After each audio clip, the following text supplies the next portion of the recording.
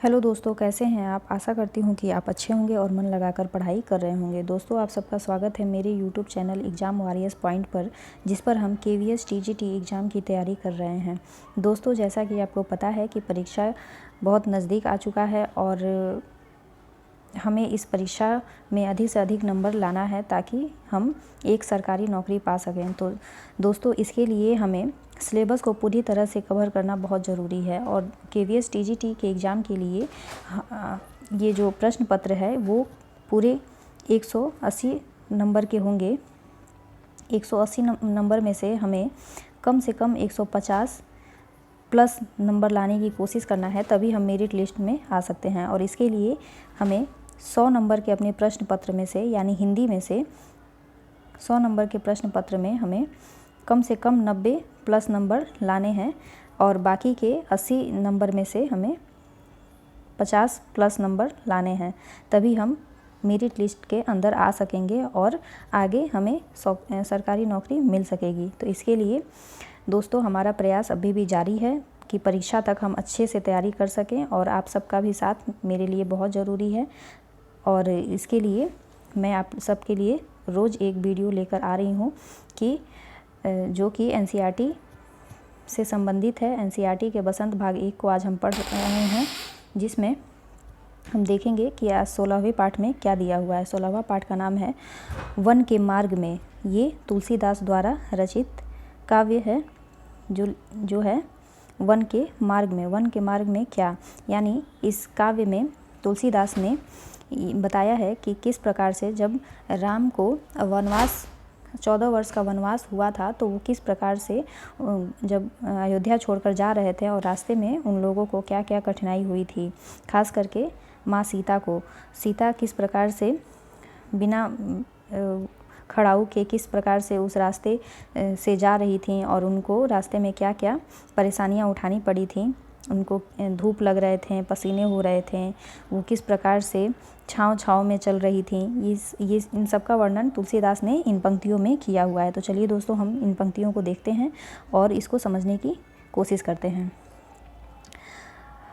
पूर ते निकसी रघुबीर बधू, धरी धीर दय मग में डग दवे, झलकी भरी भाल कनि जल की, पुट सखी गए मधुराधर वै, फिरी बुझती है चलनो अब केतनी, पर्णकुटी करिहो कित हवे, तीय की लखी आतुरता पिय की, अखिया अति चारु चली जलवे, जल को गए लखनऊ हैं करिका परिखो, पिय छाए घरिक है ठाठे, पोछी पसियु बयारी करो, पोछी पसियु बयारी करो, और उपाय पखारी हो भुभुरी डाढ़ है, तुलसी रघुबीर पियाश्रम जानी, कै बैठी विलम्ब को कंटक काट है, जान की चाह कुनेह लखयो, पुलको तनि बारी बिलोचन बाढ़ है। तो इस प्रकार से हम देखते हैं कि इसमें तुलसीदास ने कहा है कि पुर से निकसी रघुबीर बधू, यानी जैसे ही अयोध्या से राम, लखन और सीता अपने मार्ग में आगे बढ़ते हैं, वैसे ही रघुबीर वधू यानी माँ सीता धीरे धीरे दम भरते हुए, उनका सांस फूल रहा था और वो कैसे डग में आगे बढ़ती हैं। झलकी भरी भाल कनी जल की, झलकी भरी भाल मतलब माथा यहाँ पर, और झलकी मतलब वो पसीना जो था वो टपक रहा था। पूट सखी गए मधुराधर वे, मतलब कि वे उनके ओठ जो हैं, पुट मतलब ओठ, सूखी गए मधुराधर मतलब ओठ, पुट जो थे वो सूख गए थे। उनके ओठ भी जो थे वो गर्मी की वजह से सूख रहे थे और वो बहुत तेज़ी से हाँफ रही थी। फिर बुझती है चलनो अब केतिक, मतलब वो फिर पूछती हैं कि अब हमें और कितनी दूर चलना है। पर्णकुटी करिहो कित देव, मतलब हम अपनी कुटी कहाँ बनाएंगे और हमें आगे कितनी दूर चलना है। तीय की लखी आतुरती पियो की, मतलब वह बहुत आतुर होकर इस पूछती हैं और वो आतुरता उनकी आँखों में भी दिखाई देता है कि वो कितनी परेशान हो गई हैं चलते चलते और थक गई हैं। उनको पसीने आ रहे हैं, उनके ओंठ सूख गए हैं और इस वजह से वो आखिरकार पूछती हैं कि हमें और आगे कितनी दूर चलना है, आखिर हम अपनी पर्णकुटी कहाँ बनाएंगे। फिर जल को गए लखनऊ, जल को गए लखनऊ मतलब कि जल को लेने के लिए लखन यानी लक्ष्मण जी जाते हैं।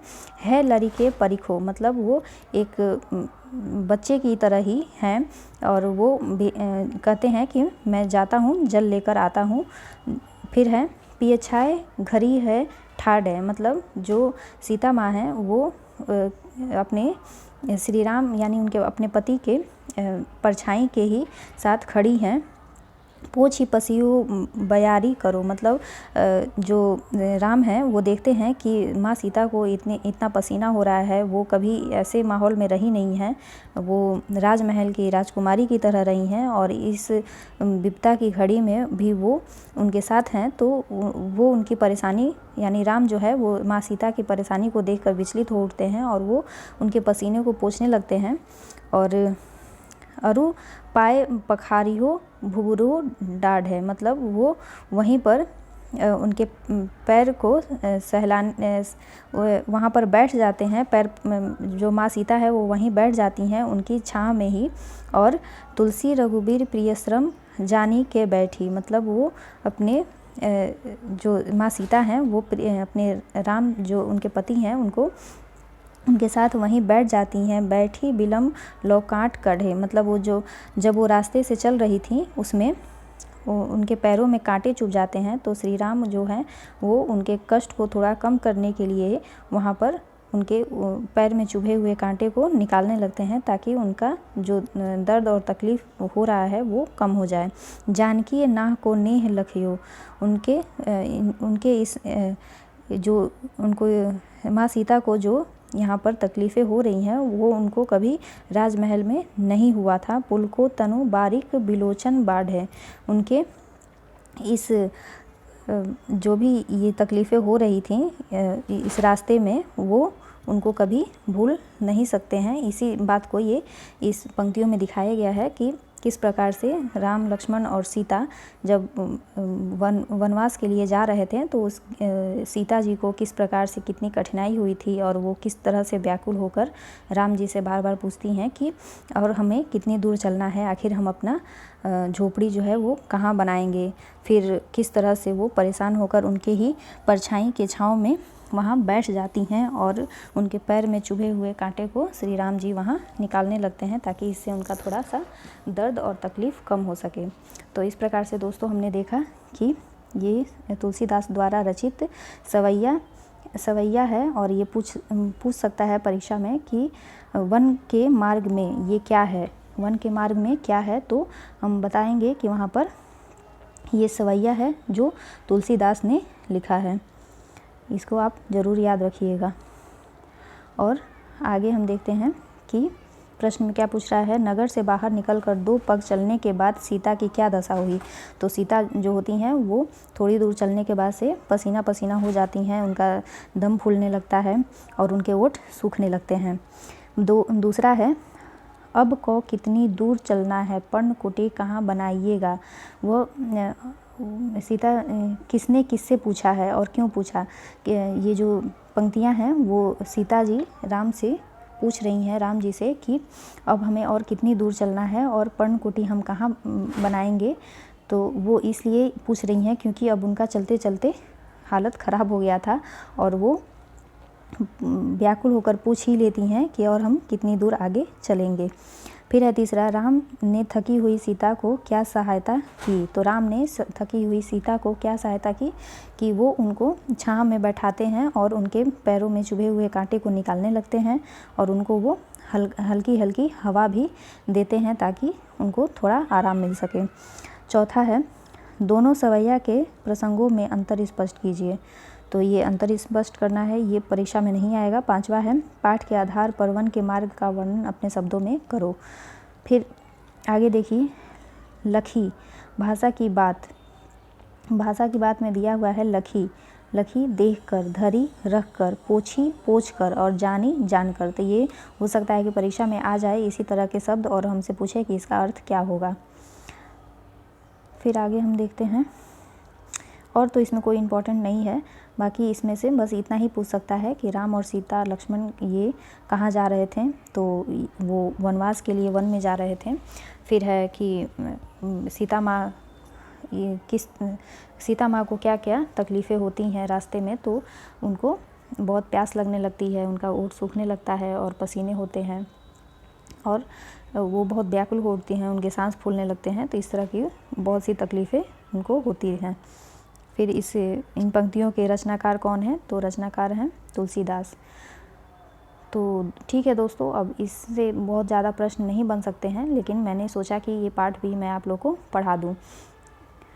तो आप सबका बहुत बहुत धन्यवाद जो आपने मेरे इस वीडियो को देखा और मुझे सपोर्ट भी किया। और आपने अगर इस चैनल को सब्सक्राइब नहीं किया है तो सब्सक्राइब कर लें, ताकि आगे भी आपको ऐसे ही वीडियो मिलती रहें। अपने दोस्तों को भी ये वीडियो ज़रूर शेयर करें और उनकी भी मदद करें और इस वीडियो को लाइक करें, ताकि मुझे भी मोटिवेशन मिल सके। तब तक के लिए आप सबका धन्यवाद।